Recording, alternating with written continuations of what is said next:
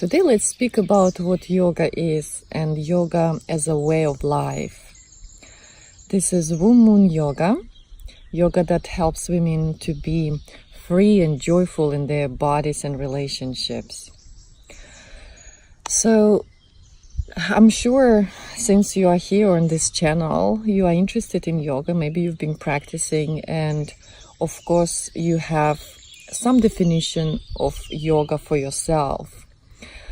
And having been teaching yoga since 2004 full time, I've been immersed in all types of yoga and different styles of hatha yoga. And whenever people ask me what I do and I tell them that I teach yoga, there's always some question behind it, underneath it. So what exactly you teach? And I feel it's very important to understand that yoga is not just the exercises that we do on a yoga mat. And I'm sure you've heard of 8 limbs of yoga, where asana, those yoga postures, is just one of it. But I want to look into yoga even broader, in a broader sense, because for me yoga has been a way of life. And when I just started teaching yoga, or like even learning yoga, I thought that it must be from Indian tradition, and there should be some kind of proof of that practice from some ancient yogic texts, and if it's not there, then this is not yoga. However, very soon I realized that yoga is truly a way of life, maybe even like an attitude, if you want to put it this way. So yoga means union, right? Yoga, this root of the word means to put together, to unite. And you can interpret it in different ways. Maybe yoga is that union of body, mind, and spirit. That's something quite popular.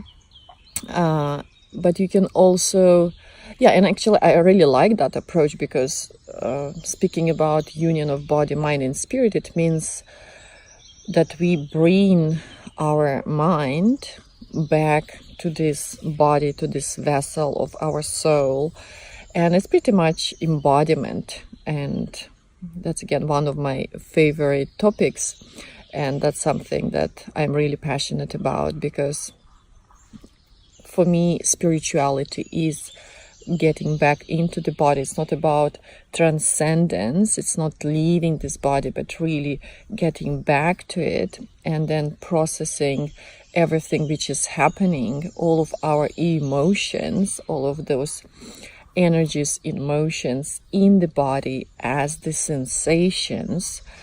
Then this allows us to release whatever we've been holding on to, or anything which doesn't allow us to really feel free and joyful. So yes, uniting body, mind, and spirit is definitely a good way of explaining it. But what else could we unite through yoga? It could be also this union of individual self, individual soul or essence, with the divine source. And again, depending on your upbringing, your beliefs, this source could be defined or pictured or understood in many different ways. I love the idea that something that feels very natural to me is seeing the source as the divine mother, as the sacred womb which has been giving birth to everything. And so that's where womb moon yoga is so close to my heart, because we are all coming from that womb, and we will return to the womb, back to the womb, once we are going to leave this physical body. So we can be speaking about uniting our individual essence with that divine source from which we all come. And this is a very important spiritual concept, because we are one. That's something that every religion, every spiritual tradition really speaks about. If we are all one, that's what gives us that space and that opportunity to feel freedom and to feel joy of getting back together with ourselves, with other people, with the source.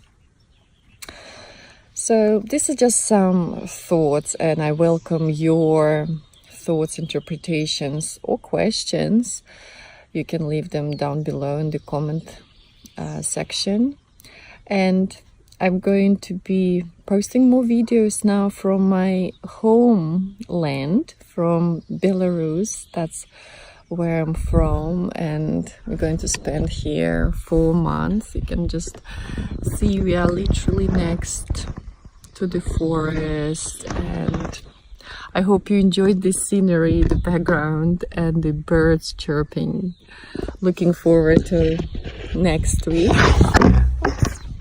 And I'm wishing you a wonderful week and that feeling of union with yourself and with others. Namaste.